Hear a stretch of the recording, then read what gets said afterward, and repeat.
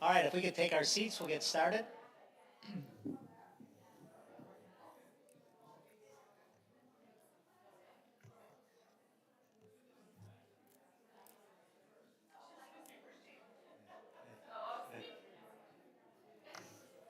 All right, everybody, good evening. My name is Keith Marty. I'm the proud superintendent of the Parkway School District, and I want to welcome all of you tonight to our annual League of Women Voters of Candidate Forum.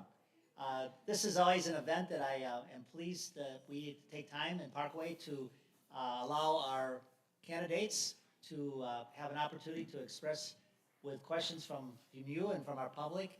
And so again, welcome, and I know you'll get directions. We have some questions, I think, to start the program, but we'll certainly gather some more. I just want to say that as superintendent for quite a few years, I think the elected Board of Education is an important role in our community, and I've been blessed in Parkway to serve with some wonderful board members, and we have some wonderful candidates this year. So I'm very, very proud of our community for the work that they do in supporting our schools, and also in always making sure that holding our board and the superintendent and all of us accountable. But we have had a great working relationship here in Parkway, and again, looking forward to hearing from the slate of candidates tonight. I also want to thank the League of Women Voters for your continued support of this event and all the work that you do each and every year. And we have a number of women here tonight that will be helping and assisting. So without further ado, we'll get started. And it's my pleasure to introduce Yvette Kell, who is a veteran of this role this year. And I think she was in this role last year. And she'll be our leader, our facilitator tonight. So sit back and enjoy. And candidates, best wishes to you. Thank you very much. Yvette? Enjoy the show. Good evening, everyone. We are here for the Parkway School Board Candidate Forum. Yay! Everyone in the right place? All right, just making sure everybody's in the right place before we get started. The League of Women Voters is very much a believer in being an informed voter, and these candidate forums provide us the ability to give the voters information about all of the candidates from their voices and providing questions that y'all wrote. So every question that we ask tonight are not questions that come from the league. These are questions that come from you, the voters. There was an online portal for people to submit questions ahead of time. We did get about a dozen questions ahead of time.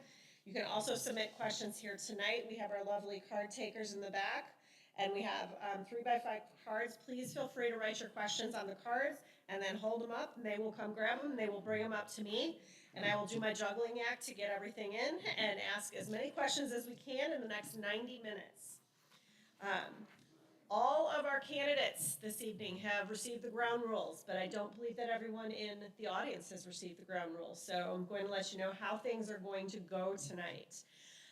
So the forum will go as follows. We will have 2 minutes for all of the candidates to provide us with an opening remarks. That will be 2 minutes. Our lovely timekeeper, Jan, up here at the front, has this great paddle, and no, she will not use that on the candidates unless absolutely necessary. But there is a 30-second and then a stop, and so please watch out for Jan. And when I see the stop sign, I will, if you're in the middle of a sentence, I'll let you continue through the sentence, but if that sentence becomes a really bad run-on sentence, A, we're going to use that against you later, but B, I will then cut you down from there. So we want to be very respectful of everybody's time. Then we'll move into questions. Each candidate will have 1 minute to answer the question, and every question will be answered by every candidate. So we do not do targeted questions to each candidate. So if you have a question specifically for just one candidate, I would very much encourage you to come talk to that candidate after the forum or talk to them later. If you do submit a question that is specifically to one candidate, I will generalize it so that it can go to all candidates. We ask that the audience remain respectful, quiet. We're here to listen throughout tonight, and that the candidates do not address each other. This is about providing your opinion on the question that's asked. So we want to hear your information, not necessarily how you feel about the person next to you or any of the other school board representatives that may or may not be here tonight. I know there's a couple out there that I see. But after we get through the questions, we will ask questions until we are out of questions. As the moderator, I do reserve the right to combine questions. I'm already seeing some themes emerging this evening, so I will combine questions where appropriate, or rephrase where appropriate. Once we have asked all the questions, we will then move to closing remarks, and you will again have 2 minutes to provide closing remarks. For each question, we will start with a different person. I do tend to get a little mixed up at times, especially after we get to round 2 or 3 and I start seeing like 5 of you. If I miss anybody, just keep me honest and holler at me, or as we start rotating through. So we'll start with Jeffrey at the beginning here and then work our way down and then rotate all the way around. If we don't happen to get to everyone's questions tonight, please, please, please contact candidates or look up their information and come talk to them. I'm sure they would love to hear from you and converse with you about any other issues you may have or questions that you may have for them. So, you will be voting for 2 candidates of the 4 that are up here this evening on Tuesday, April 8th, which is Election Day. And we have Jeffrey Spector here at the end. Did I pronounce that correctly? Spector, sorry. See, I didn't have my glasses on and I'm not doing it right. Mia Robinson, John Kilper, and Allie Seacoat. And we will, again, we'll start on this end and work our way down. And then for closing remarks, we're going to start with Allie and work our way this way. Sound good? All right. Fantastic. Well, we're going to start with opening remarks. Jan's going to get her handy-dandy little timer out. And Mr. Spector, you're going to start us off. Wonderful. Good evening. First off, I'd like to thank the League of Women Voters in Parkway for coordinating this forum tonight. Thank you to members of the community, fellow candidates, and guests for coming. My name is Jeffrey Spector, and I'm seeking re-election to the Parkway Board of Education. I'm a proud Parkway Central graduate, class of 2003, and an advocate for Parkway. My incredible wife and I met our senior year at Parkway Central and have been together ever since. She was also a teacher's assistant for many years in Parkway. We have 2 amazing girls who are in 5th and 3rd grade at Green Trails Elementary. My mother is a retired Parkway teacher, and I have many friends and family who are either current or former Parkway teachers. My roots are in Parkway and in the community, and I am Parkway proud. Being a member of the Parkway Board for the past 3 years has been rewarding and challenging. However, there's always ways to learn and improve. As part of my candidacy and as a member of the board, here are just a few things I am committed to. 1, ensuring a safe environment that supports physical, mental, and emotional health for all Parkway students, faculty, and staff. Working to keep our district moving forward and keeping lines of communication open and transparent within the Parkway community. Supporting diversity, equity, opportunity, and inclusion by providing unbiased education free from discrimination, hate, intolerance, prejudice, and exclusion. Developing Parkway's already stellar reputation by advocating for allocation of district resources responsibly, and giving our students the opportunity to learn from our history so we can have a brighter future. I envision the district where every student feels valued, every teacher feels supported, and every parent feels heard. Together, we can cultivate this environment where our children are not only achieving academically, but also grow into compassionate and responsible citizens ready for the ever-changing world. I humbly ask for your support and your vote in the upcoming election. Let's work collaboratively to shape our future, and most importantly, make it bright for our students. Thank you for your time, and I look forward to the opportunity to serve your community. Thank you. Moving on. Good evening, and thank you for being here. I'm newer to Parkway, so I wanted to spend these first 2 minutes just kind of introducing myself and sharing about my background and what brought me to Parkway. My name is Mia Robinson. I am originally from Edwardsville, Illinois, but I have been in the St. Louis area since 2007. 2007 is when I began college at Mizzou, and at Mizzou is where I earned a bachelor's in psychology, bachelor's in communication, and a certificate in multicultural studies. Upon graduation, I returned home to St. Louis and started working in public education where I've spent a total of 13 years in various roles. These include Adventure Club Activity Assistant, paraprofessional with SSD, a technology assistant teaching a technology computer skills class to K through 5, and the past 7 years as a school counselor. I earned my master's in counseling from UMSL and my educational specialist degree in mental health practices in schools from Mizzou.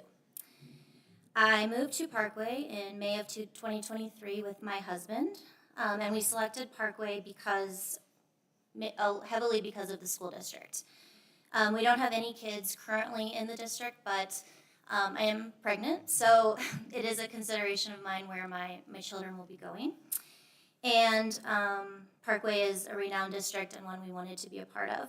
I'm running for school board as a community member, former educator, and future parent.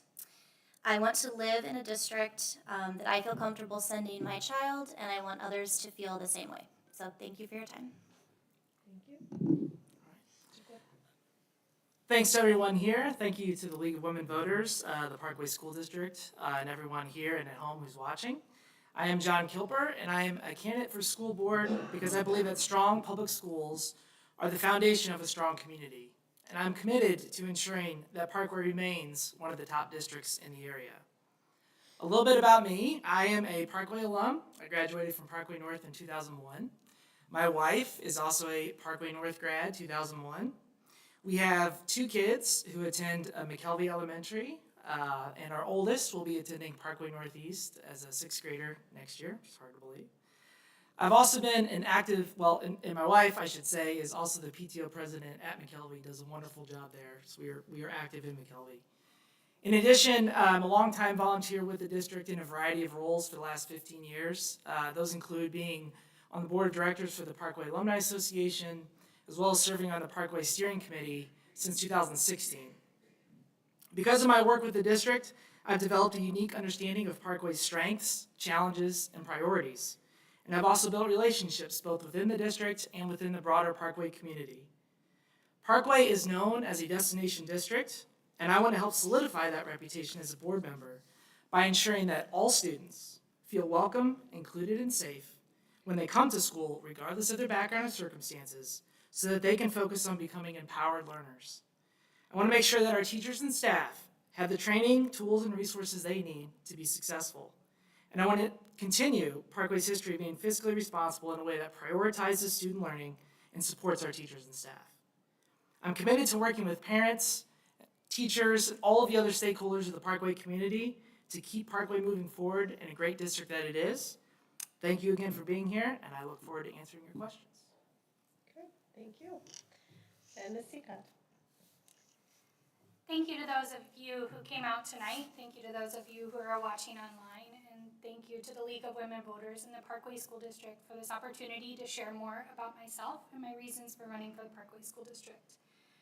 I've been a proud Parkway resident since 2016 when my husband and I purchased our first home, specifically here in Parkway. I am the proud parent of 2 children, William, who's a 1st grader at Wren Hollow Elementary in the South area, and Sarah, who is persistently disappointed that she's not yet a Parkway student at age 3.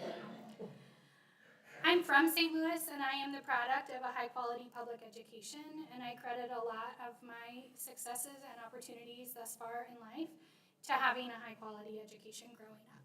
I also believe in using your time, talents, and treasure to serve your community and make it a better place. In my day job, I am the Chief of Staff for the Clark Fox Family Foundation, where I oversee programs, research, and initiatives that support kids and families here in the St. Louis region. I'm also a former classroom teacher. After graduating Truman State University with degrees in German and Spanish, I became a classroom teacher where I taught K-8 Spanish, as well as then later transitioned to teaching kindergarten. While I'm no longer in the classroom, my years as a teacher fundamentally reinforced my belief that all kids, regardless of their background, deserve access to a high-quality public education, as well as cemented my deep respect for educators and the difficulties that they face every day. I'm excited to share more about my priorities and my thoughts tonight here. Thank you again to current members of the board, Dr. Marty, and my fellow candidates here tonight as well. Okay, Thank you very much. We're going to start with Ms. Robinson, and we're going to start with, what do you see as the specific strengths and weaknesses of the Parkway District? Well, I feel Parkway has a lot of strengths, which is one of the main reasons we chose to move to this area. It's known for high quality curriculum. I know the educators in the district are experienced and well educated. I like all of just my background as a school counselor, all of the mental health support that Parkway is able to provide. I know they've added a lot of positions in recent years and are really working to meet the needs of the students. And I like Parkway's current focus on DEI. It's also a very important area for me. And with the DEI office and the policies I've reviewed, I think it's a high priority for Parkway. And that aligns well with what I want in a school district for my child and for other children. Thank you. Mr. Cooper. All right, so with respect to strengths, I think one of the big strengths for the district is its reputation. Parkway is known for being an excellent district, and I think that the district gets to be a leader in that regard. A lot of districts look to us, and I think that really helps us in terms of attracting good talent, teachers and staff, and also, bringing people into the district. I think the commitment to excellence and the forward thinking that the district has, in my work on the steering committee, I've seen that firsthand where the district really goes through the process of trying to plan for the future in a very strategic way and then hold itself accountable to meeting that. I think the question also asks for some weaknesses or some challenges. I think that our aging facilities is a challenge that we need to face. A lot of our buildings are 50-plus years old. I think the Facilities 2050 initiative goes a long way to think about what we can do with our schools, but that's certainly something that we're going to need to think about going forward. And I'll stop there. Thank you. Do love when they regulate themselves. Mr. Sika, or Ms. Sika. Parkway has numerous strengths, some of which include our diverse community. We span a large geography. We have incredible racial, linguistic diversity, amazing students, high-quality educators and staff who work diligently day in and day out to provide a high-quality education for children in Parkway. We have exhibited good fiscal responsibility that leaves us in a solid place for the district. And we have, as other candidates have mentioned, a really positive reputation. Families move here to the Parkway School District specifically for our education. I agree that aging buildings and infrastructure continue to be a challenge for the district, as well as an aging district population. And I think that we have some opportunities to continue to strive for academic excellence and performance. I'd like to echo what my fellow candidates have already said about strengths. One of the biggest ones, though, is I believe our teachers and our staff. We have some of the best teachers and staff that are in the area. Our retention is very high because people want to stay in Parkway. What we pay teachers, our benefits, it really is attractive to the community. Without great teachers and without great staff, our children are going to have not a very good education. I'm going to go more into the weaknesses because they've covered a lot of the strengths. The facilities is probably one of the biggest one that Mr. Kilbert mentioned. We have, I've been to Parkway Central since I graduated, and it looks the exact same from when I graduated, and that was over 20 years ago. Those are things we need to look at. Facilities are a big part of making a child's experience in education worthwhile. If they are not in a place where they feel like they can learn, they're not going to do a great job learning. We do have some challenges coming up. I wouldn't say weaknesses, but challenges with I'm going to stop there. Thank you. Move down and start with Mr. Kilper. Yeah. How would you address the rising class sizes, especially in elementary? Yeah, so this is an issue that I'm very familiar with. As I mentioned at the top, my kids go to McKelvey, and we at one point had so many kids that the district had to split it up and make a whole new school. It's definitely an issue. I've heard concerns about class size. I think it's important that we, as a district, are again, forward thinking. We need to be making sure that we're getting, resident data, consensus data, tracking, families moving in and families moving out, planning ahead to make sure that we have the facilities, kind of going back to that, and the teachers and staff to man those classrooms to take care of our kids. Where we don't want to be is surprised, where one year all of a sudden we have 30, 40, 50 kids show up that we didn't know were coming. So I think the biggest thing we need to do there is just plan ahead, look at that data, and make sure that we're taking the steps needed to accommodate those kids. Thank you. Yes, and I believe that this continues to be a struggle across many districts locally. I think making sure that we're supporting our educators, providing high-quality professional development, time for planning and support, adequate salary and benefits, et cetera, is critical in making sure that teachers feel supported in their classes. Continuing to evaluate the usage of our buildings, our enrollment across our large district, agree with using a data-driven approach to understand when we have students coming into the district, what will the district look like in 5 years, in 10 years, et cetera. And continuing to make some tough decisions when necessary to make sure that we're using our resources appropriately across the district. So obviously, it's a good thing when we have rising class sizes. That means more and more kids are coming to Parkway, but that does present challenges. I know that our board policies have maximums that are below what the state requires for the class sizes. And I know that our HR and administration is looking every single day at our class sizes. They are making daily shifts to how we would determine if a teacher's aide is needed, if we need to open up a new classroom. There are certain schools that have certain different challenges.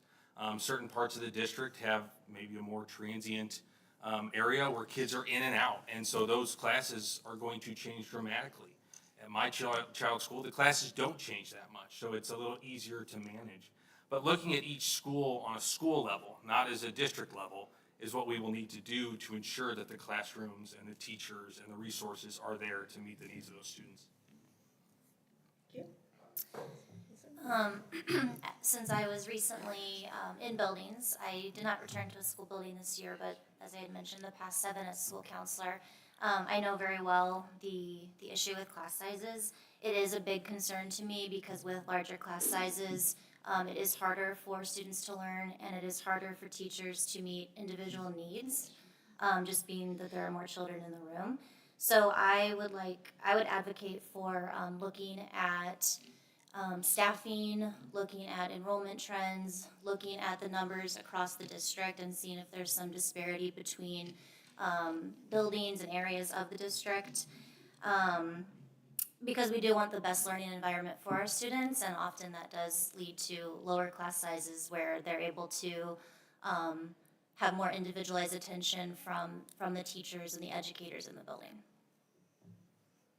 All right. Ms. Seacott, we're going to start with you. What is something you would add to teacher and support staff compensation to make sure that we have the best educators in the state? I really credit Parkway's efforts on this thus far and continue to believe that it is a reflection on the profession and a requirement to pay teachers the salary and benefits that they deserve. In addition, I think that there are some in-school and in-district supports in terms of high-quality professional development, support for continuing education, opportunities for support, making sure that they have the resources in the buildings that they need in order to do their jobs. I think that that plays into a lot of teacher satisfaction as well as teacher retention. As a child of a public school educator, I would love to say that we could pay every teacher $100,000 plus and have unlimited benefits. Unfortunately, it's just not where we are at as much as we all would like that.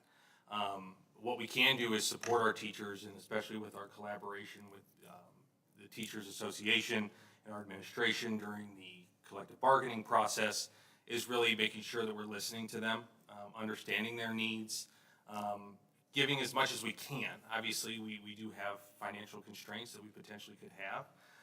One of the, to go back to the first question, there are some challenges moving forward with finances from a local tax amount that we are going to receive here at Parkway. So there are things that need to come into play when determining overall compensation. Benefits and retirement, those are two things that really attract the teachers to Parkway. And again, as I mentioned earlier, keep here at Parkway. We've got a STEP program that helps teachers get to a point where they feel comfortable, and I will stop there. Thank you. Ms. Robinson? I think staying competitive with pay in the St. Louis County area is very important, but it's not just pay that keeps teachers satisfied and keeps teachers in a district. You also have to look at their work environment and their work-life balance. So I think making sure teachers feel respected, making sure they have access to relevant and beneficial professional development. So asking educators what they're in need of. I think giving them some autonomy. So we hire them because we trust them, and if we trust them, we need to allow them to do their job. And then looking at workload, and this is where class sizes come back into play, making sure they're not filled to the brim, and making sure they're not inundated with a ton of extra duties. I know that detracted a lot from my work as a school counselor. I just had so many different duties that were indirect to working with students that I was responsible for, and that can lead to burnout a lot quicker than when you get to do your job. Thank you. Yeah, and I would echo a lot. I think from a salary standpoint, we need to make sure that we're being competitive. That means looking at the market, make sure we're paid top rate. In terms of benefits and retirement, we need to make sure that those are top notch as well. That goes a long way to keep teachers here. But I agree that if you don't have a good working environment, eventually you're going to get burned out. And you can pay somebody a lot of money, but if they hate coming to work every day, they're not going to stick around. And so I think that's where it's important that we are making sure that we're supporting our teachers in the classroom, make sure they have those opportunities for professional development that they are interested in. Also opportunities for professional advancement, kind of like what Jeffrey was talking about, with the ability to move up in the pay scale and know what they have to do that. And I think building out support teams, so that they can get their work done in the classroom and do that teaching so that they feel supported and know how to address situations that maybe they're not comfortable addressing, so that when they go to work, they feel comfortable at work, they feel glad to be there, and can do a good job. Thanks. Thank you. Is everyone able to hear okay? Yeah? Okay. Just checking. All right, we're going to start back over here, and I'm going to throw you a little bit of a softball. Just joking. To build off of some of the things that y'all just talked about, what do you think are the most pressing issues facing Parkway in the next 5 years? So I was alluding to this in my previous question, but I think one of the biggest things is going to be financial issues. And when I say issues, I don't mean necessarily because of Parkway. There is a senior tax freeze that is going into effect for St. Louis County that is going to directly impact Parkway. For those of you that don't know what that is, if you're 65 or older, you can apply to have your taxes frozen to the rate of the 2024 tax rate. And as long as you keep doing that every single year, your taxes will stay at the 2024 tax rate. Because of that, we will not be getting that increased revenue that we would expect to get year after year. So I think that's going to be one of our biggest things, and it's an unknown impact right now. We've been told by the county that we will be impacted the most out of any public school in the area.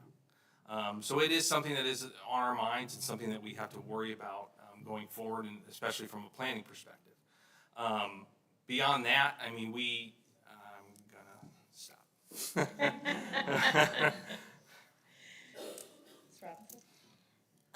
Jeffrey talked a lot about the financial issues that are potentially going to be faced with Parkway, and that is a big concern. I also think some of the legislation and bills that are coming up could be detrimental to Parkway. We just have to be really mindful of how some of them will impact the budget, but also how they might impact our work with the students, because we want to ensure that we're still able to meet the needs of all of our students, support all of our students, regardless kind of what is out there. And then enrollment decline. This is an older, aging area, and we're just not seeing the enrollment that we once were until people start kind of moving out and new families moving in. I think that might continue. So those are the three areas I think will lead to potential issues in the future, but certainly I think we would be able to navigate through them as a strong collaborative community. Yeah, I agree that the senior property tax freeze is certainly something that we need to pay attention to. I had an opportunity to meet with our CFO, the district CFO, to get an understanding of how it'll impact us in the short term. And already there's, the district's having to take a conservative approach with next year's budget because the taxing districts like Parkway are not going to get an idea of how that tax will impact their bottom line until late October, early November. And that's tough to budget when you have a fiscal year that starts on July 1. I mentioned it earlier, but I do think facilities is something that we need to be looking at. Our buildings are just going to keep getting older. HVAC systems are going to break and that sort of thing. I think the Prop S bond campaign is going to go a long way to bringing our buildings up. But long term, I think we need to think about when does it come time to start building new, perhaps, or consolidating some of our buildings. And so I think those are kind of the two issues that come to mind. I echo what many of my fellow candidates have said thus far. I believe that Parkway is potentially one of the most affected districts in St. Louis County by the senior tax freeze, or has the potential to be one of the most impacted. I also agree that one of the things I admire about Parkway is our forward-thinking approach, our sort of keeping the eye on what could be coming so that we're making wise decisions in the current reality. And then I think in addition, this is not an issue that's unique to Parkway, but I think mental health and socio-emotional well-being for students is an increasing difficulty and something that has continued to be on the rise as a challenge, especially in the wake of the COVID-19 pandemic. And I'm grateful to the work that the district has already done in supporting mental health and well-being, and I think that it's something that we need to keep our eye on as well. Thank you. All right, we're going to start with Ms. Robinson, and we have a number of iterations of this question, so it's clearly a hot topic, and it has to do with suspensions. So suspending students in kindergarten through third grade, why is this continuing to happen, or are you aware of it, and how would you take action to eliminate this or address it in general? I was aware of that, and I personally and professionally am not a proponent of suspension as an effective means for discipline at all. I would advocate for removing it for K through 3, and I would advocate for developing other strategies for all age levels. As a school counselor, I would see kids get suspended. They go home for several days. They do, I don't know what, play on their computers, and then they come back to school and they just return to the classroom. It's not effective. I prefer the use of restorative practices as a means to address behaviors. You're actually promoting accountability. You're talking through what to do in the future, how to avoid making those same decisions. It's a learning opportunity, and it helps kids develop lifelong skills so they're not making those mistakes as adults where the consequences are much more significant. So those are my feelings on suspension. Thank you. And I think, as far as suspensions go, I mean, it really should be the last resort. And if we're considering doing suspension for somebody who's K through 3, there's going to have to be a really big reason for somebody to justify to me why that's going to be an appropriate disciplinary action versus, intervening or some other alternate discipline. I agree that as far as trying to prevent it from the first place, right? So we need to do better about building our teams, using the multi-tiered approach that some of you may have heard at the city of the district, to be able to build teams around our students and to hopefully intervene early where we see or where our staff sees that there might be an issue that a student's having that might result in he or she acting out and leading to discipline. the earlier that we intervene, the more likely we have to do those restorative justice practices about holding them accountable, but really getting to the heart of what's going on with them, and then hopefully addressing those issues so that they don't act out again. I think what all teachers want is students in the classroom able to learn and able to have a safe and high-quality learning environment. So I don't think suspensions are ever the goal, especially in our younger grades as well. I would advocate for using a data-driven approach, both inside the district and looking at trends, what's happening in our buildings, what's happening across our district, and what trends are we seeing that we might need to make sure that we're taking some action on. In addition, I think, promoting our socio-emotional learning and our mental health supports for students and teachers is critical in making sure that students come to the classroom able and ready to learn. So obviously, our students are only going to be successful if they're in the classroom. Suspensions are, as John had alluded to, really should be a last resort. But at the same time, we do want to ensure that the other students and the teachers and staff also feel safe. If there's something that puts that at jeopardy or danger, obviously we may need to do something a little more drastic than restorative justice. But however, restorative practices should still be a part of it. When that student is back and, to get to the root of what is going on. Most times that there is somebody acting out, it's not just out of a random nature. There's something going on. There was reference to multi-tiered systems of support. It's being able to learn about that student on an individual level. Every student is different. And finding out what is going on in their mind that would cause them to do what they did that may have caused the suspension or any type of discipline. And so really getting to the root of that, getting to understand and being a safe place is the goal. Thank you. We're going to start with Mr. Kilper, and the next sets of questions, there are several, I'm going to break them up, all have to do with DEI.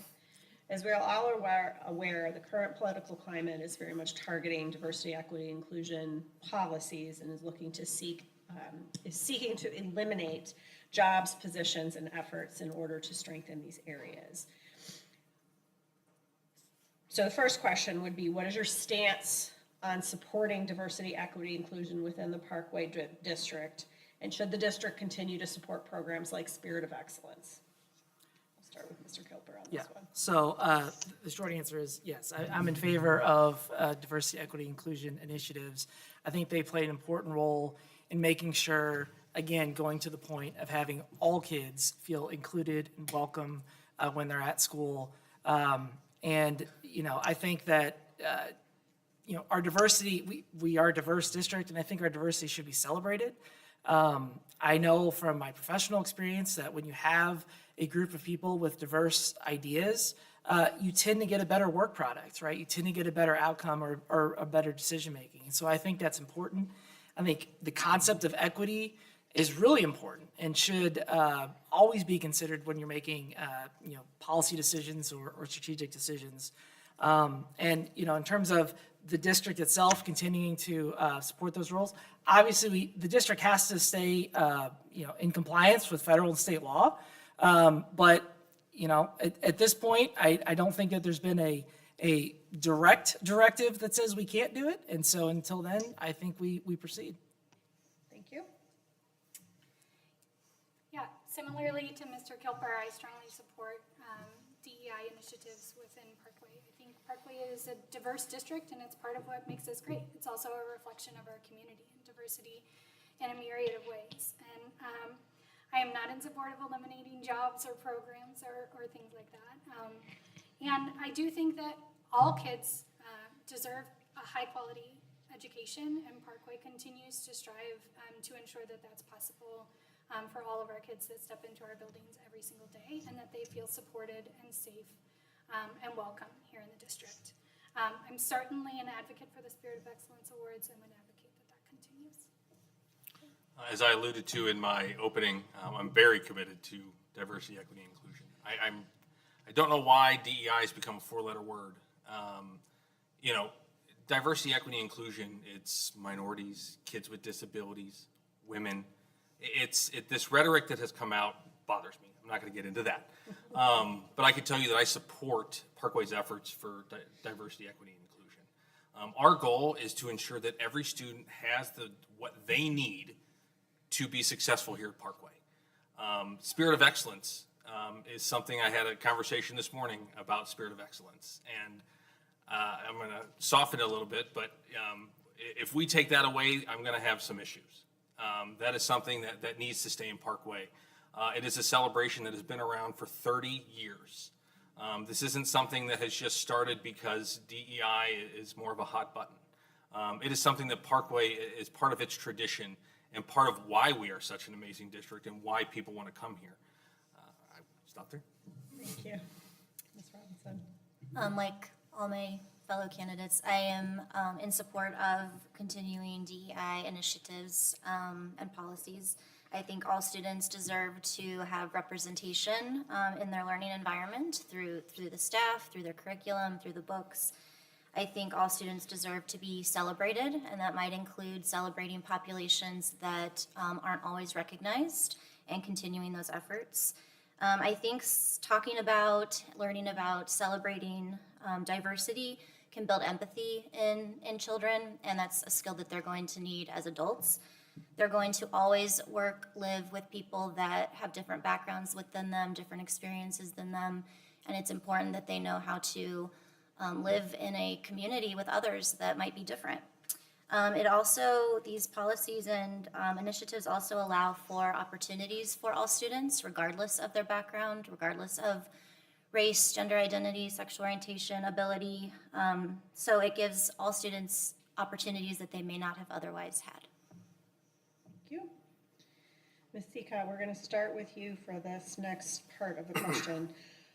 What are your opinions on integrating students with special needs into the classroom versus having them in individual instruction? I think that all students deserve to have an educational environment that allows them to be successful. I think that there's a long body of research about when that makes sense in a whole group setting, when that makes most sense in an individualized smaller group instruction. And I'm grateful to the experts in our district and nationally who help us determine what each student needs through individualized education plans and 504 plans to ensure that students have what they need in order to be successful. I also think that students of all abilities are a reflection of our community, and ensuring that our students are able to work together, make friendships with one another, learn from one another is crucially important for the success of all of our kids. Thank you. So obviously, as I mentioned before, obviously we want to give every student the tools they need. So it's hard to just give a blanket answer on this one because it's individualized. If it's right for a particular student to be more in the general classroom versus a separate classroom, then I think that's where it would need to go.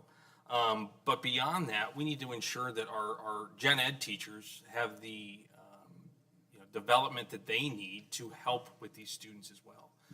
SSD is having their own issues currently financially, and so it's something that's going to be on our minds right now with staffing shortages from an SSD perspective.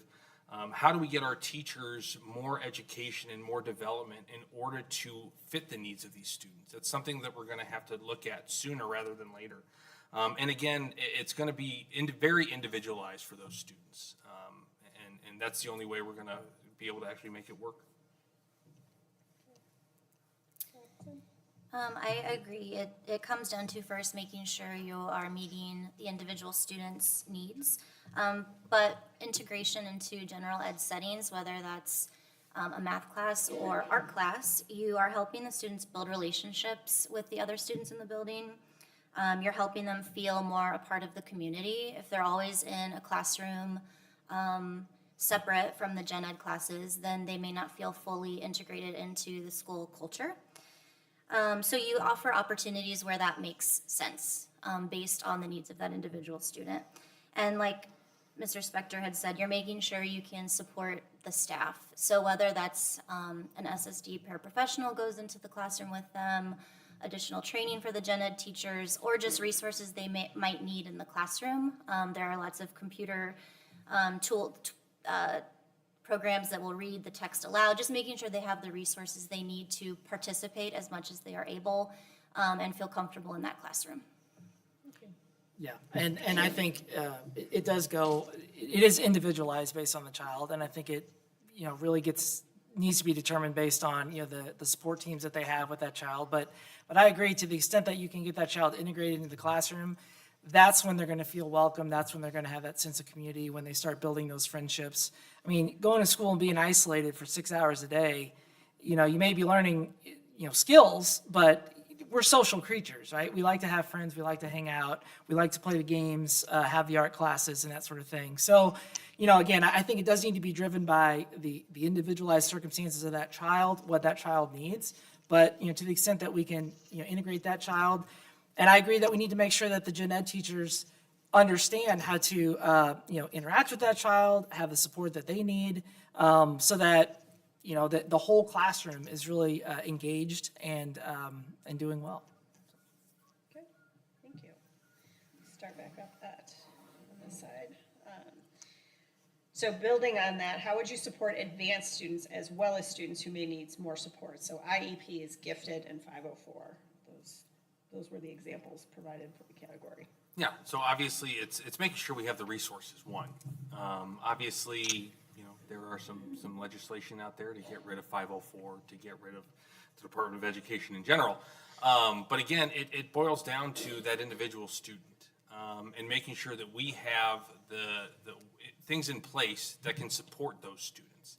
My daughter early on had a 504 because she had a hearing problem. So the teacher had a earpiece or a microphone. My daughter sat in the front of the class. It was something that was worked on individually with my family to get my daughter, the help she needed to be able to hear the class. So it's really, it's been a history of Parkway to do those things, to be individualized, to really work with the parents, work with the professionals, the paraprofessionals, SSD, to find out what is best for that student. And it really ties into the last question we had as well, and really that individualized approach. With IEPs and 504s, you have written plans that the educators are asked to follow and implement. I think it's more challenging with gifted or higher achieving students because they may not have a standardized written plan. And if they qualified for the gifted program, then they're going to be challenged, in that specific setting, but not all students qualify for that. So making sure that there's ways to challenge them in the classroom with not just additional work, but higher level work. And also offering advanced classes, whether you offer advanced math or advanced English classes, having ways for them to be challenged in the classroom that they need without, a formalized plan or guide. Yeah, and I mostly agree. I mean, with the IEP and 504 plans, those are important.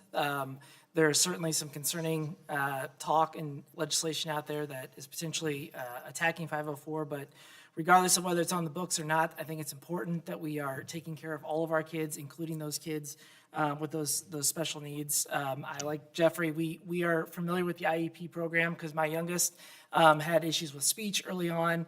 And from that experience, I learned it's really important that we build collaborative relationships between teachers, staff, and the parents to talk about that particular child and the needs of that particular child.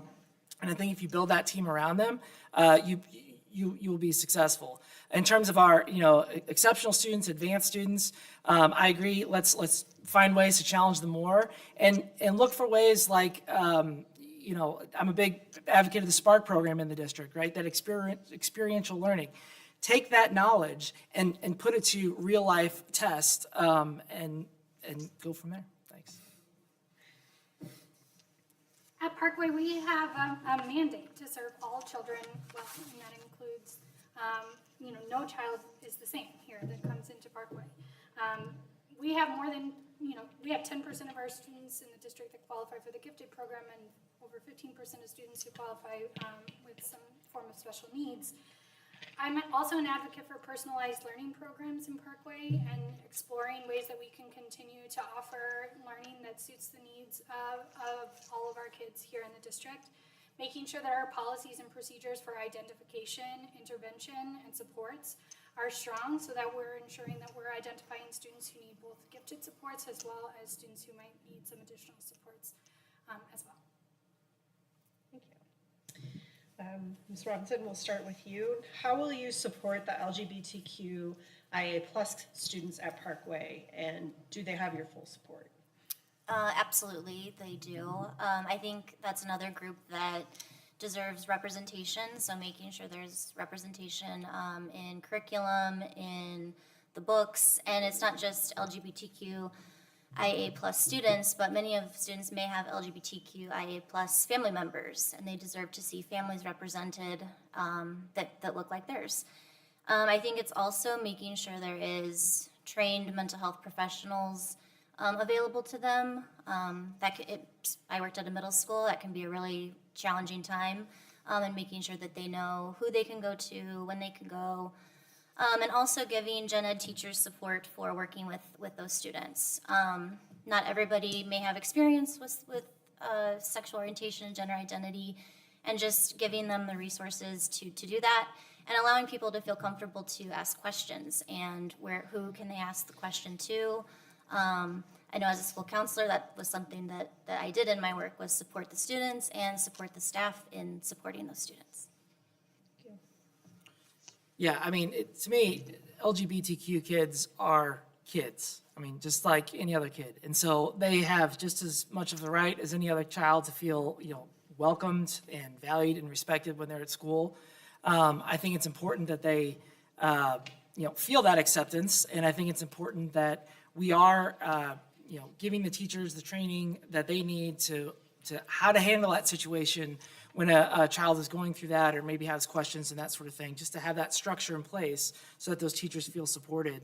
I also think it's important that the district has anti-bullying policies and teaching for our kids. And I think it's important that continue to be part of the curriculum, both in terms of teaching and then also in terms of enforcing those policies on the back end to the extent that they're not being followed.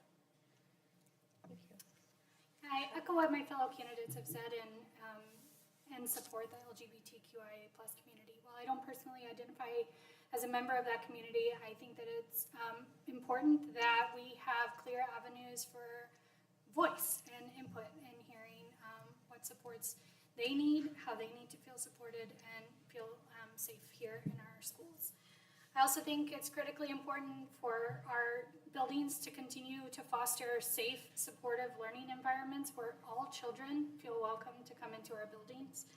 Agree with ensuring that our bullying policies and no tolerance for things like that exist to make sure that students feel safe and welcome in our buildings, and professional developments for teachers and staff to make sure that those educators in our buildings are responding in the right way. As I mentioned previously, we are to support all students. It doesn't matter if you're LGBTQIA+ or not. I'm a personal supporter of them. School should be a safe place for everyone. If it's not, then we're not doing our jobs. There needs to be a trusted adult, and that doesn't always have to be their teacher. It can be a custodian. It can be a guidance counselor. It can be a secretary. But sometimes school is the only safe place for certain students. So we need to make sure that any student that walks into our building feels safe. My daughter is a part of a group called No Place for Hate. It's something that Green Trails does. I believe other schools do it as well. And that's exactly what Parkway is. There is no place for hate in our schools. And I think learning about differences of others is a way that we get better as citizens for the ever-changing world, as we like to say here at Parkway. We are able to celebrate our differences, learn about our differences to really make ourselves better. Thank you. Mr. Kilper, we'll start with you, and we're going to shift gears a little bit here. How do you feel about the concept of shifting school boundaries? Specifically, how do you feel about the McKinley McKinley split elementary schools that split into different middle schools? McKelvey, thank you. Sorry, Yeah. I apologize. Yeah. Apparently that PhD didn't help me read. So McKelvey is my kid's school, and I wouldn't say it was rough, but it was certainly. I mean, we had kids when we opened primary. We had one child in primary, and we had one child in McKelvey. And in terms of logistics and bus rides and all that sort of thing, it's a lot. And I know with my wife being PTO president, she's PTO president of 2 schools, and so there's a lot there to keep track of. Now, the benefit of McKelvey kids is, will all filter into Northeast eventually, and they will go to high school together. I am familiar with some of the other areas of the district where we have, crossing over. Some kids end up going to South Middle and then back to West, and then vice versa. That's not ideal. Ideally, you have kids growing up together and going to high school together. But on the other hand, I also know that, sometimes you can't help it. People decide to live and move in where they want to, and there does come a time when schools get overcrowded. Thank you. I think part of the responsibility of a district is to make sure that we're making fiscally responsible, wise decisions with our resources, with our buildings, with our staffing, and ensuring that we're responding in some ways to the ever-changing world for our students, but also the ever-changing world of our district. And so making sure that we're making some wise decisions about where students are going, what building capacities look like. Those decisions are not easy. I didn't go to Parkway growing up, but I did go to an elementary school where half of the students went to one middle school and half of the students went to a different middle school. And I will say at the end of the day, I hope that we're all Parkway proud, and I hope that we're also evaluating our course offerings and our opportunities across the district to ensure that there's equal opportunity no matter what building you're in. So, changing boundary lines is obviously a very tough decision for parents, for students. But I can tell you they're researched heavily. It's a very hard decision to make. However, with enrollment changes, with demographic changes, it sometimes is needed. But as Ali alluded to, we are Parkway. So you are getting an amazing Parkway education no matter where you are at. But right before I got on the board, I know there was a change in Piermont, which was one of the biggest that we had recently. I will say I haven't heard much of an issue since it happened. It's been a few years now, and students are starting to go from the middle school to the high school.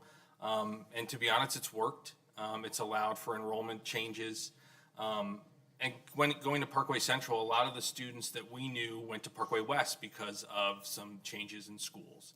I will say it fostered some great rivalries when it came to sports, when it came to fundraising. So there really is, for every time someone says it's a negative, there are plenty of positives that also come out of that. Thank you. Ms. Robinson. Yeah, I would agree with my fellow candidates. I think that is a hard decision for the district. I'm sure there was a lot of time and research put into that, probably a lot of community feedback. And reasons can be due to enrollment changes, building structurally changes, which, with enrollment changes right now and the aging of the district, you never know what could happen in the future. I think the decisions are not taken lightly. And although some people, it's probably difficult for a lot of people, I do think that there are positives in just allowing children to interact with other kids. I don't know that it's always great for kids to have the exact same kids in their class, K through 12. I think getting to know other people, which they get through extracurriculars and sports. They're going to interact with kids from other buildings, from other districts. So I think that's a good opportunity to get to know other people. And I think that you have to see positive sometimes when perhaps a decision is not something you agree with. Thank you. Ms. Sika, we'll start with you. Do you feel that the current school board, the future school board, needs more lawyers? If so, why or why not?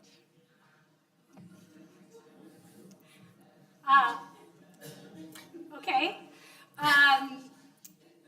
Well, I certainly respect the existing school board and respect lawyers in general, so no hate to anybody else who is up here running for school board? I think, I'll answer this in a slightly different way, that I think one of the things that I bring to the table as a potential school board member is a background as a classroom educator, and understanding what it feels like to stand up in front of a group of 25 5-year-olds and feel responsible for their educational excellence over the course of the school year.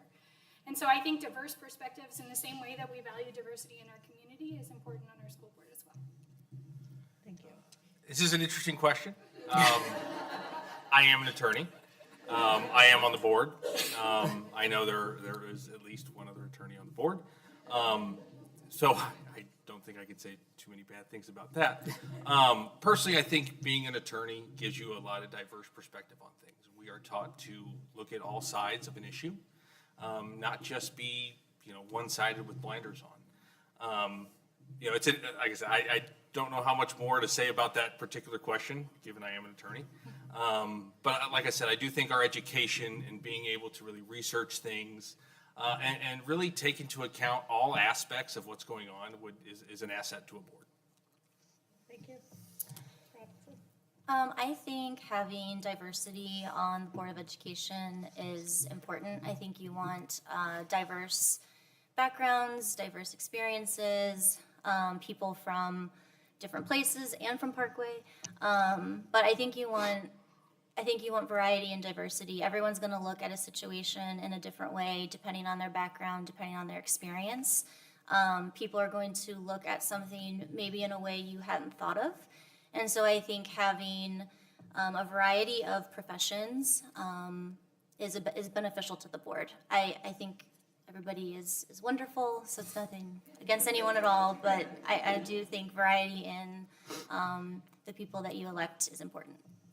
Thank you. Yeah, so as a lawyer, I think I think from a professional standpoint, I bring a certain set of skills that are helpful and make me kind of ready to go as far as a board member goes. Analytical thinking, I know how to ask questions to get to the bottom of things. I know how to do research, get myself up to speed. I mean, I take on tasks that I don't know much about from the beginning, and I'm expected to know a lot about them when it comes time to advise my clients. Also, I think, it's taught me how to be a collaborator with my teams, but also with, opposing counsel or folks who may not necessarily agree with me. I can get along with them and I can solve problems. But also, I want to point out that I'm not running for the board because I'm a lawyer. I'm running for the board because I'm an alum, a parent, and a longtime volunteer, and I'm committed to making sure that this district remains excellent. So I happen to be a lawyer that have skills that I can put to good use, but that's not the reason I'm running for the board. So thank you. Thank you. Okay, I'm going to read this verbatim, so I think it's worth reading out. I know there has been learning loss and attendance issues in high school since COVID. I'm now hearing about high achieving students not doing assignments and being burned out. Do we have an engagement problem in high school, and how do we help our students care about their learning? We'll start here, yes. So, how to get students to care about their learning is to develop a way of teaching that students will understand and like. Teaching and learning is not like it was when I was in school 20 years ago. It wasn't like it was 100 years ago before that. We are doing strides with more personalized learning. Parkway Central Middle has the academies. Parkway Northeast Middle is starting their sort of academy personalized learning. But we need to find new ways to get kids interested, involved, and wanting to learn. Opening up a book, doing some math problems isn't necessarily going to be the best thing for every student.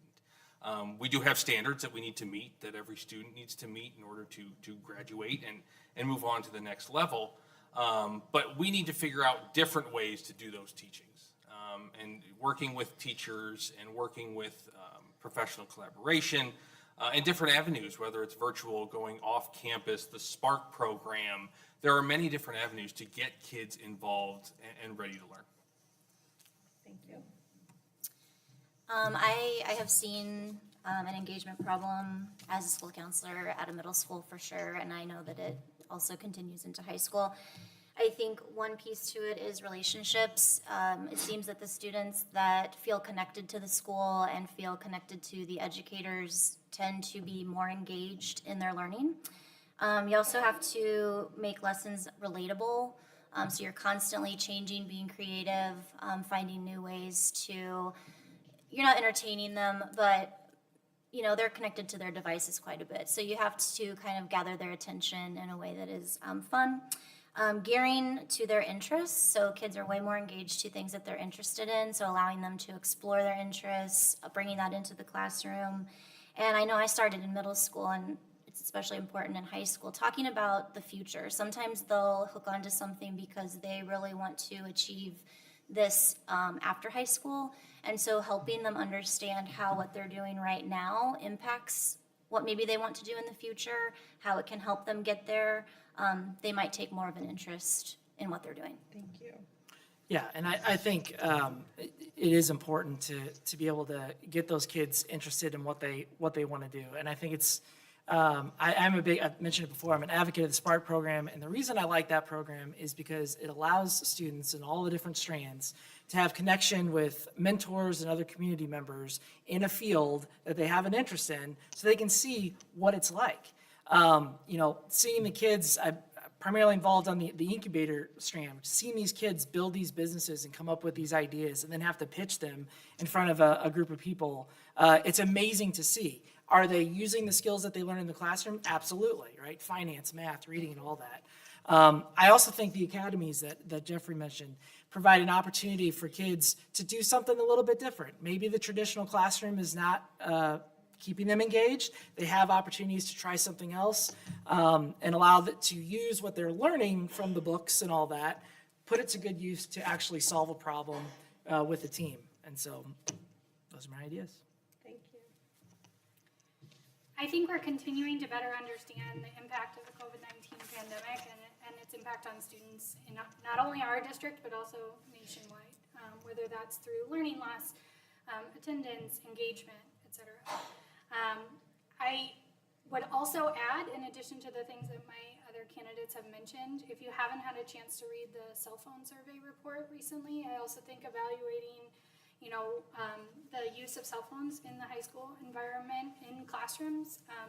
I think if you look at the teacher and parent perspectives as opposed to the student perspectives, that that could be an opportunity to look at as well. Certainly advocating for personalized learning, things like the Spark program and the academies, connecting it to real world applications and finding ways to make it relevant for our young people.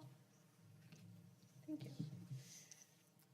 Ms. Robinson, we'll start with you, and this is, again, shifting gears a little bit, and we've talked a little bit, y'all have talked a little bit about this in some of your previous answers, but how would you approach the challenges faced by Parkway's aging physical facilities over the next 5 years?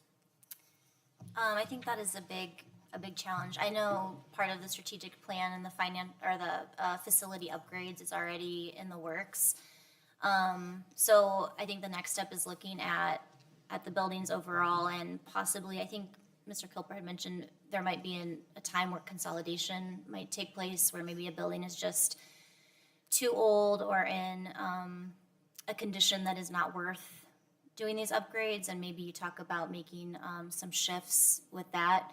I know with possible budget issues that can really affect what you're able to do with your facilities, so I think you'll have to be creative. And although I know Parkway is very proud and probably loves all of their buildings and won't want to see any of them go, it is important that the buildings are safe for students and that it's a good environment for both staff and the students to be in to learn. Thank you. Yeah, as I mentioned, aging facilities is certainly something that we need to look at long-term. I mentioned the Facilities 2050 project. That is something I'm familiar with working in the steering committee, and essentially it is looking long-term. Well, it's kind of a few parts. One, it is looking short-term in terms of what buildings need attention immediately, the leaky roofs, that sort of thing, making sure that the district is budgeting and planning appropriately to get those immediate needs done. And then the long-term, looking and asking ourselves, what do we want schools to look like in the future? what do our students want? What are they going to need, in 2050? And our schools may not look like big boxes, right? They may have collaborative spaces and, colors on the wall, perhaps a little bit.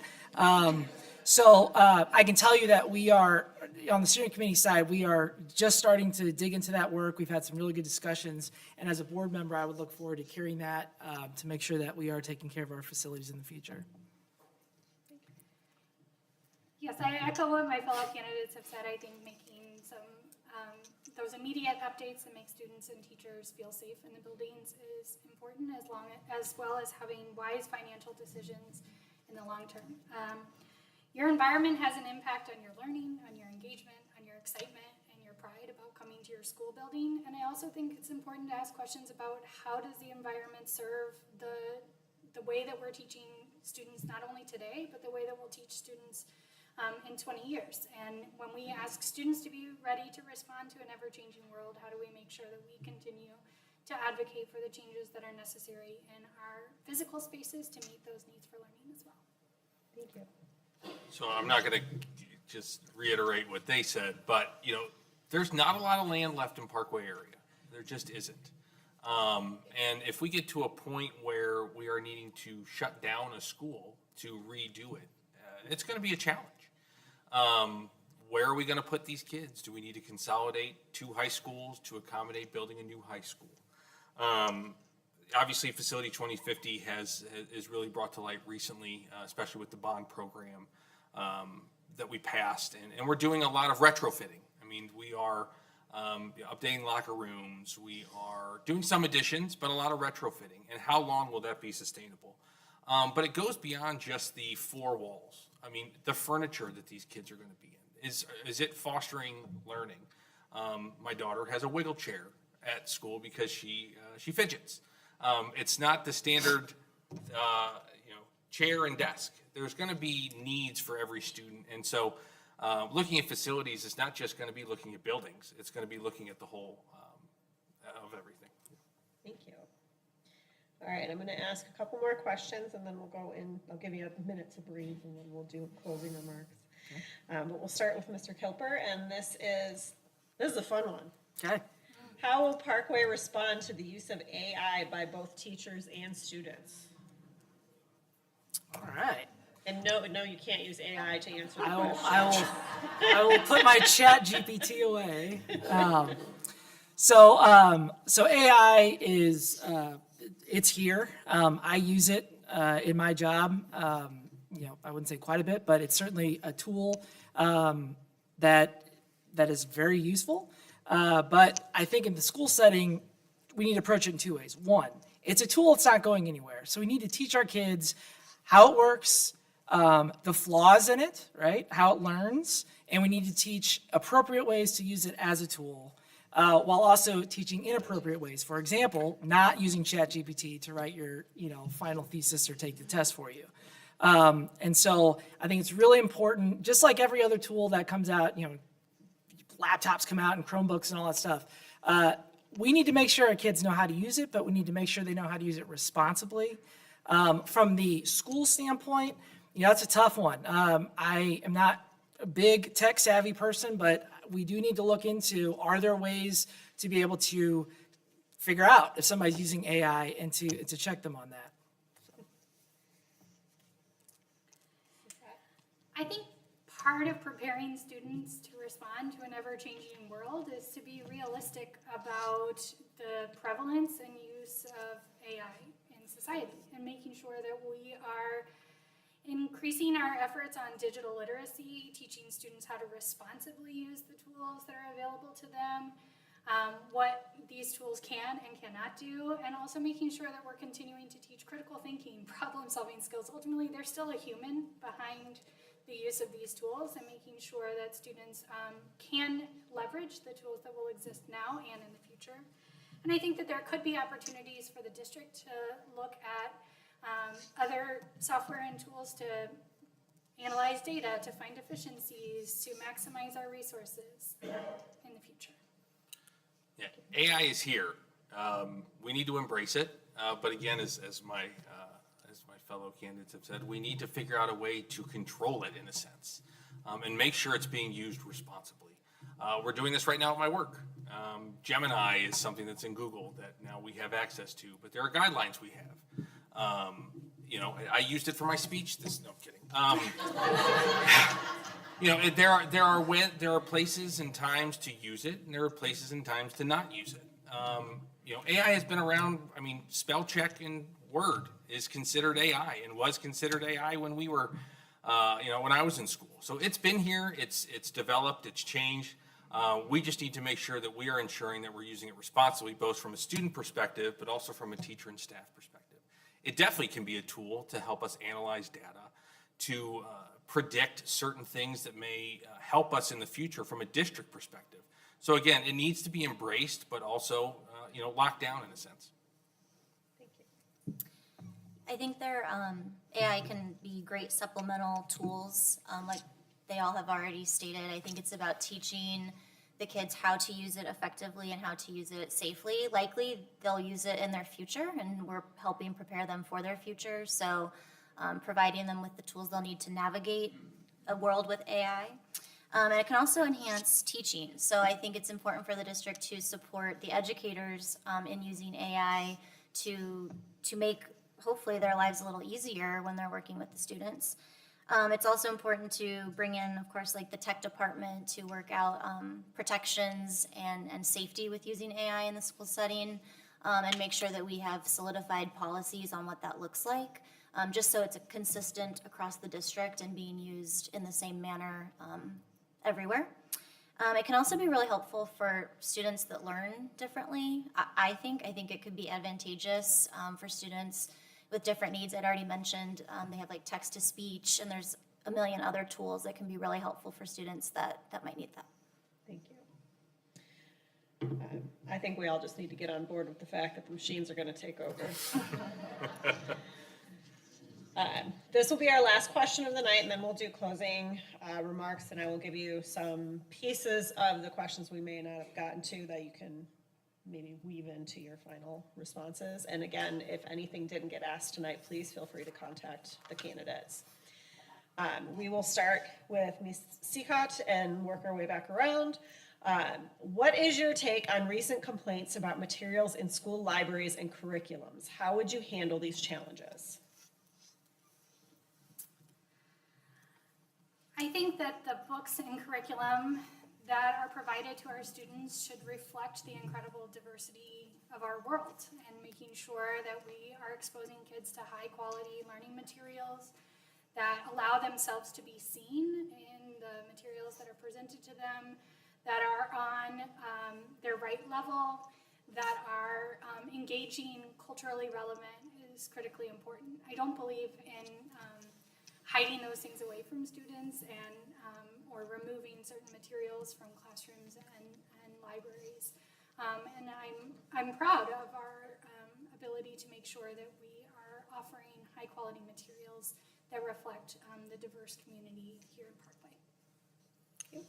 I'll echo what Allie just said, and also, you know, being on the board, I haven't really seen too many of those complaints. So I think the complaints that are quote unquote being heard, I wouldn't say are a lot of them.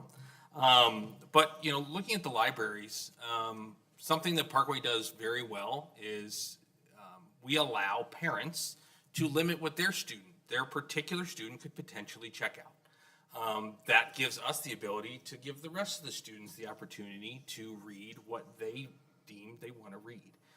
We should never be limiting what our students can read, what our students can learn. There was legislation within the past 3 years, however, that made it potentially criminal for teachers and librarians to have certain material. So at that point, there were some books that were taken out of the library solely to protect our teachers and our librarians from potentially getting criminal actions brought against them by parents. It's not something we wanted to do, and it's not something we ever want to do. Okay. Thank you. Ms. Robinson. I think, as Allie had mentioned, that representation is important for all of our students, and that is what I would like to see in the buildings. However, I do think that some of this comes from a lack of trust in schools. And so transparency is really important. In my work as a school counselor, there are sometimes topics that are challenging for some families, or they may not want their particular student to participate in. And I was always very transparent about what lessons we were covering, what topics they were, and parents always had the option for opt-out. So I do think that giving parents and families options is important, and I think hearing voices of whether we personally agree with the voice or not, it's important that people feel heard, and that will hopefully encourage and build a sense of trust that seems to be lacking at times. So having those conversations, which can be difficult, and investigating complaints too. People do want to feel that you took action, and if there is something that needs to be done, then we do that. Yeah, and I would echo a lot what's already been said. I know that Parkway does, I think it is important to make sure that you have that open communication, that you're being forthcoming about what's going on. I know that Parkway does do a pretty good job of allowing parents to figure out what the curriculum is, given grade levels. There is the process that Jeffrey mentioned where if you have concerns about certain library books, you can bring those to the attention, and your child doesn't have to have access to those. But, I mean, kind of stepping back from that, it is important that we have solid curriculum, and in that regard, I would defer to, our teachers and experts and the research in terms of developing that curriculum to make sure that our kids are, hitting all the standards they need to in an effective way. And I trust our librarians to stock our libraries with, books that reflect our students, that, teach them things, and that they're interested in reading. So, yeah, that's what I have on that. All right. Thank you. Awesome questions, everyone. I appreciate that. And a couple things to consider as you're thinking about your final, unless you, and if you want to pull out your phones and use your AI with this, this might be a good time for that. Already done. Couple of questions we didn't get to is more about your connection to Parkway, which I know many of you touched on in your opening statements, but things that you would do for or have done for the district. Considerations for sustainable and environmentally friendly solutions when updating buildings and what that would look like. And then the question that would probably take, hours of discussion, but the impact of the possibility of the elimination of the Department of Education and what that would do for the Parkway district. You throw can that one in choose to put any of that on you can choose to talk about any of that or choose to talk about none of it and just go with whatever you have. And just by process of how we got through today, we're going to start where we began, Mr. Spector, and you have 2 minutes to wow us with your final words. So I'll start with that dismantling of the Department of Education. I don't understand it. I'll be honest with you. I don't understand why anybody would think this is a good idea. Having a Department of Education provides students with protections, provides parents with protections, and provides schools with certain funding. Now, I will say we don't get a lot of federal funding here at Parkway, but as an advocate for public education, it is just an attack. I'm not going to go into more of it, but it is horrible to see what's going on, and hopefully it doesn't happen. That's a dream of mine that it doesn't happen. But in closing, I know I kind of went over my connection to Parkway. I have been a resident for 40 years. I did turn 40 last month. I've been a resident for 40 years. I love Parkway. I have lived in I think 3 square mile radius of where I grew up my entire life. It's never a place I wanted to not be. And something that I will say hasn't been brought up is, unfortunately, we are losing a superintendent after this year. We have a new superintendent coming in next year. And it is going to be an adjustment. And as being on the board for 3 years, I can tell you it is an adjustment to join a board. It is not something you come in day one and think you know what you're doing. There's a lot that I am still learning as a newer board member. But having some sort of stability for a new superintendent, I think will be great for that superintendent to have. This might not be the best thing to say, but I think no matter who you vote for, Parkway is going to be in great hands, okay? Whether it's me, whether it's not me, Parkway is going to be in great hands with the candidates that are here. We are very fortunate in Parkway compared to some of these other districts around. If you look at the research out there, there's a lot of kind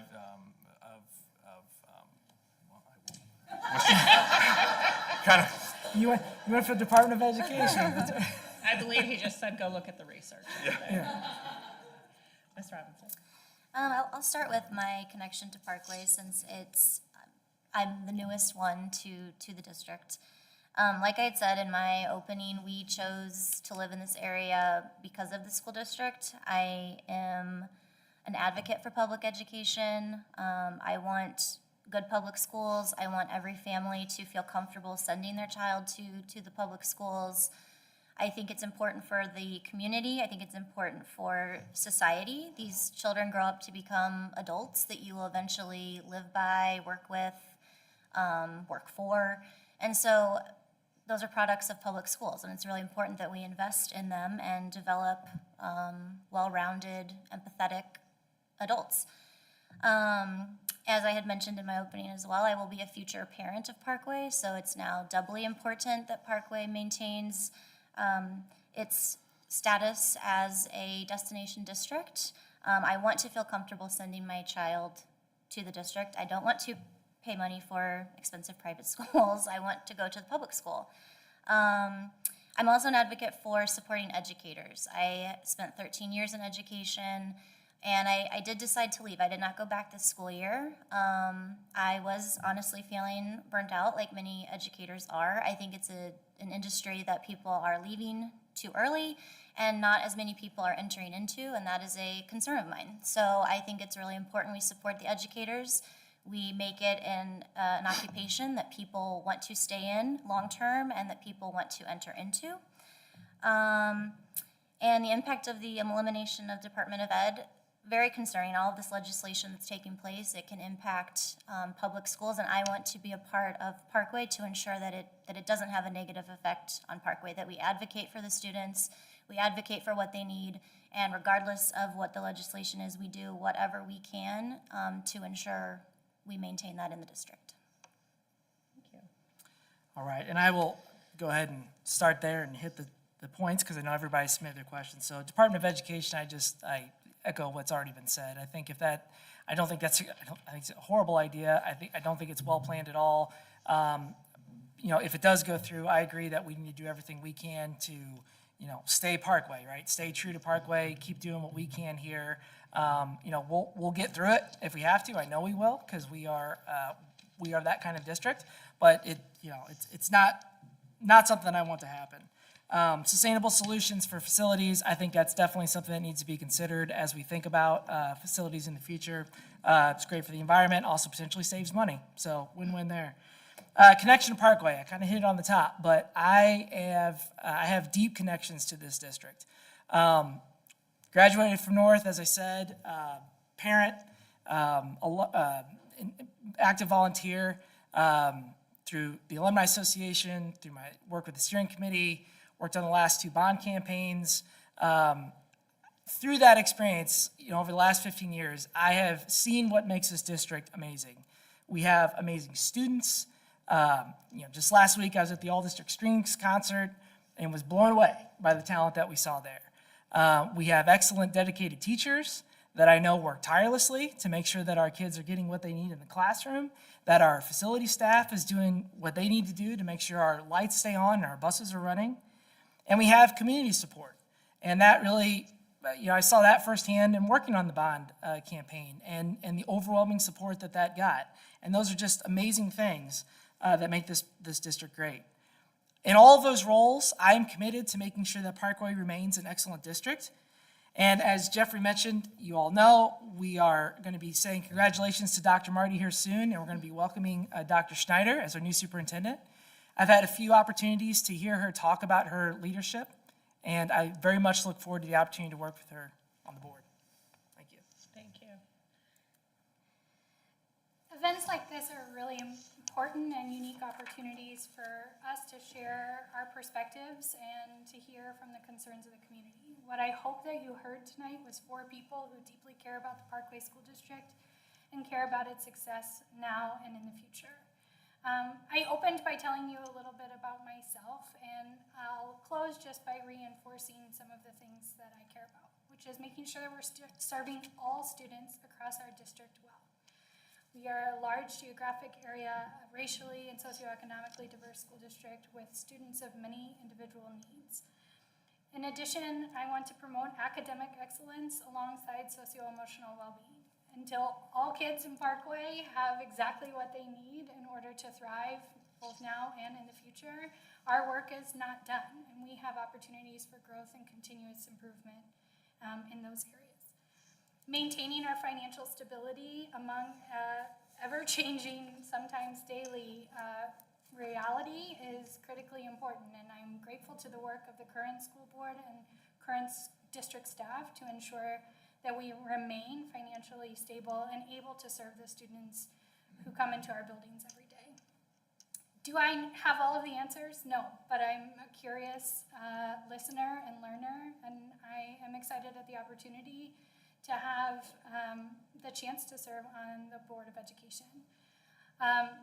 While there are many of you here tonight, there are also many community members who are not here. So I would encourage you to make sure that you encourage your neighbors and friends to come out to vote, to use their voice through our election process to ensure that we are choosing school board members who reflect the needs and desires of our community.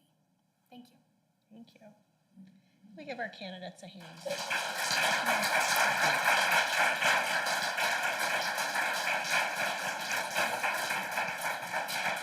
I want to thank you all for coming out tonight, and I very much want to thank the candidates for coming tonight and for standing for office. I know it is not easy to be up there and have all the rapid fire questions. So very much appreciated. And to echo what was just said, please get out and vote. Tell your friends to vote. Tell your enemies to vote. Just get out and vote. Election day is April 8th. And if anything was not answered for you tonight to your liking, feel free to come talk to the candidates. I'm sure they would love to chat with you. But have a wonderful rest of your evening, and please be safe going home.